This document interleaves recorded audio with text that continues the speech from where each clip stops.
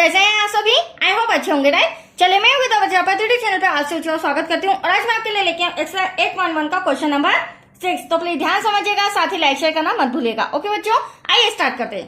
देखिए क्या कहना है इस क्वेश्चन में। यदि एंगल ए और एंगल बी न्यून कोण हो जहां cos ए बराबर cos बी हो तो दिखाइए कि, मतलब कि दर्शाइए कि या सिद्ध कीजिए कि एंगल ए बराबर होना चाहिए एंगल बी के, राइट। तो इन दोनों को हमें बराबर सिद्ध करके बताना है और हमें सम के अंदर cos ए बराबर cos बी दिया गया। तो चलिए सबसे पहले हम एक ड्रॉ बना लेते हैं बच्चों। देखिए एक यहाँ पर समकोण त्रिभुज बना रही हूँ छोटा सा, जिसमें हम दो एंगल न्यून कोण भी बनाएंगे। ये समकोण हो गया, राइट, 90 डिग्री। ये वाला एंगल हमारा 90 डिग्री का हो गया, मतलब ये समकोण त्रिभुज। अब यहाँ पर हम एंगल ए ले लेते हैं क्योंकि हमें दो न्यून कोण बनाना है, राइट। और एंगल बी हम यहाँ ले लेते हैं, तो ये क्या हो जाएंगे, न्यून कोण। ओके, अब बचा हुआ सी हमारा क्या हो जाएगा, 90 डिग्री का। तो आप देख सकते हैं एक तरह से ए सी बी 90 डिग्री, मतलब कि समकोण त्रिभुज बनाया हमने, राइट। यहाँ तक कोई डाउट आपको? अब कर्ण 90 डिग्री के सामने वाली भुजा क्या होती है, हमेशा कर्ण होती है। ये भी मैं लिख देती हूँ। चलिए अब हमें सम के अंदर क्या दिया गया है वो पहले रिटर्न कर लेते हैं। ड्रॉ तो हमने इतना बना ही लिया है।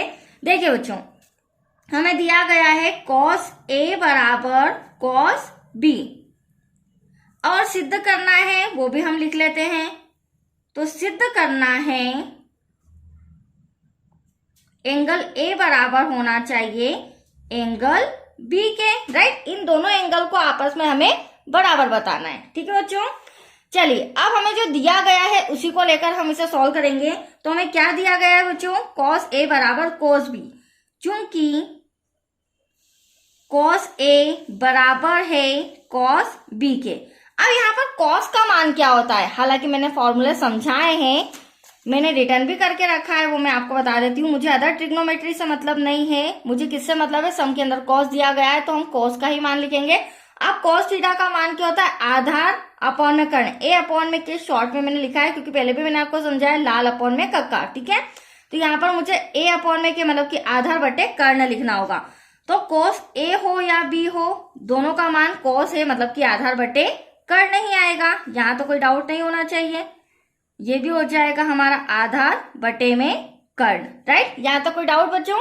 चलिए अब सम पर ड्रॉ में आ जाइए।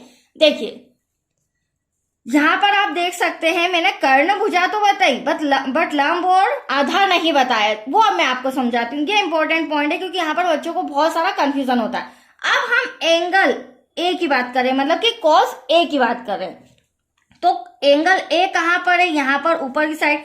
तो एंगल के सामने की भुजा क्या होती है, लंब। जिस तरह 90 डिग्री के सामने की भुजा 90 डिग्री वाली जो एंगल बनता है, तो 90 डिग्री के सामने वाले भुजा हमेशा कर्ण होती है। उसी प्रकार कोण के सामने वाली भुजा भी हमेशा क्या होती है, लंब होती है। मतलब कि ये मेरा लंब हो जाएगा बीसी और ये लंब होगा तो एसी मेरा क्या हो जाएगा, आधार हो जाएगा। तो मुझे तो आधार से मतलब है, तो यहाँ पर मैं एसी लिख देती हूँ क्योंकि एसी मेरा आधार है और डिवाइड में कर्ण मेरा क्या है, ए बी। ये हमने रिटर्न कर दिया। अब दूसरा इंपॉर्टेंट पॉइंट, अब मैं एंगल बी की बात कर रही हूँ, ठीक है। अब हमें cos बी के अकॉर्डिंग देखना होगा।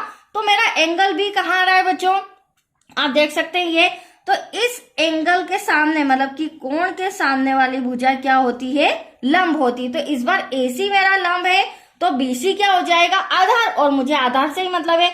तो बीसी डिवाइड में हो जाएगा ए बी मतलब कि कर्ण। तो यहाँ पर हो जाएगा बीसी देन डिवाइड में हो जाएगा ए बी मतलब कि कर्ण। अब आप देख सकते हैं इजीली मैंने आपको बता दिया क्योंकि यहाँ इंपॉर्टेंट पॉइंट है और बच्चों को बहुत सारे कंफ्यूजन होते हैं, ठीक है।